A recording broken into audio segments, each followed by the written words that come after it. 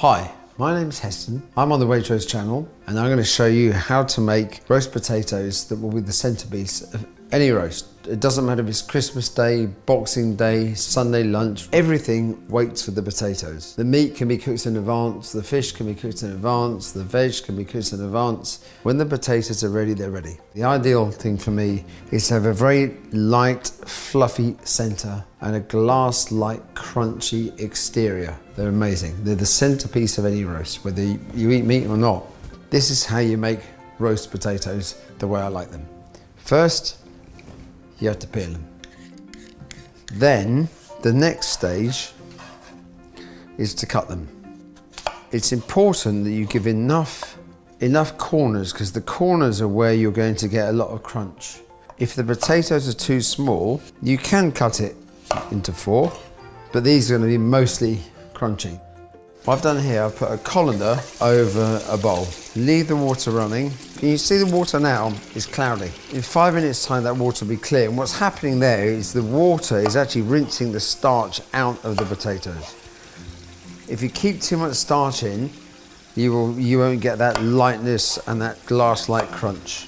Now, as you can see, the water is now running a lot more clear.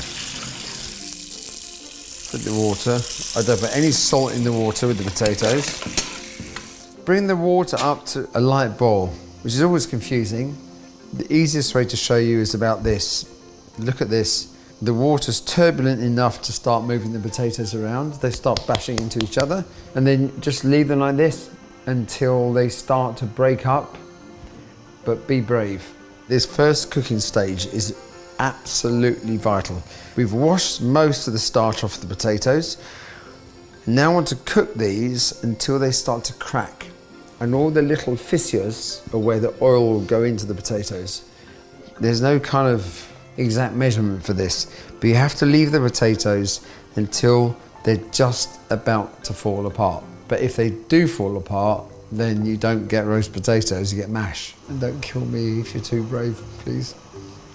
It sounds really a bit bizarre, but you're trying to evaporate the water from the potatoes, which seems counterproductive when you're putting potatoes into water.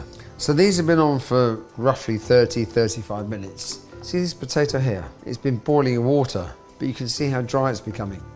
Now, just carefully, I think I might have taken just about as far. These are going to be fantastic. You have to be very, very careful. Just put them on a tray. Do not throw them onto the tray, because they will just completely and utterly break up. In the next 2 minutes, you will see these potatoes will start to harden up. The last stage is the easiest stage of all. This is where all the hard work has been done. If you're cooking this for Christmas lunch, you can do this the day before, up to this point, completely. Stick them in the fridge and then just finish them off on Christmas Day. Okay, so now the potatoes are cooling down and they're getting ready to be really beautifully crisped up. Whenever I do roast potatoes, I use olive oil.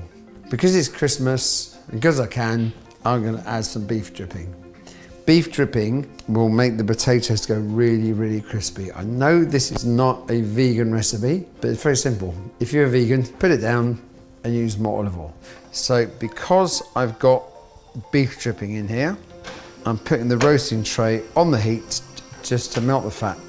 Use more fat than you need, because then the potatoes with all the cracks in will soak up the fat they need, and the rest of it you can use for something else. So be more generous, and then this is a really important thing for getting beautifully crisp, glass-like, crunchy potatoes. So now, if you look at these potatoes, even the bits of potato that are really delicate, they've gone harder. Give them a very just delicate coating in oil. Then, the most complex step of all. Pan, in, door, close. Ready to start my Christmas lunch. Glass of champagne. Okay, so the length of time in the oven also is going to change depending on the potatoes. It can be anywhere from between 50 minutes to an hour and a half. I would suggest turn them every 20 odd minutes. Okay, so now, this is at the point where most people would think, wow, beautiful roast potatoes. So just like when cooking them in the water, and you think, I must take them out, they're going to fall apart, do the same thing here. Take them 20 minutes further than you would think that they need to be cooked for.